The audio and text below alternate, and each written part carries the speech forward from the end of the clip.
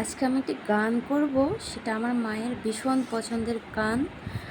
আর এখন তো মা নেই, তা হঠাৎ করে গানটা মনে পড়ে গেল, তা ইচ্ছে করছে একটু গেয়েই নিই। যদিও ভালো গাইতে পারি না, তবু 2 লাইন গাইতে পারি। তা শুরু করা যাক। রাত্রির গায়ে জলে জোনাকি, তটিনীর বুকে মৃদু ছন্দ, আকাশের হাতে আছে এক রাশি নীল, বাতাসের আছে কিছু গন্ধ।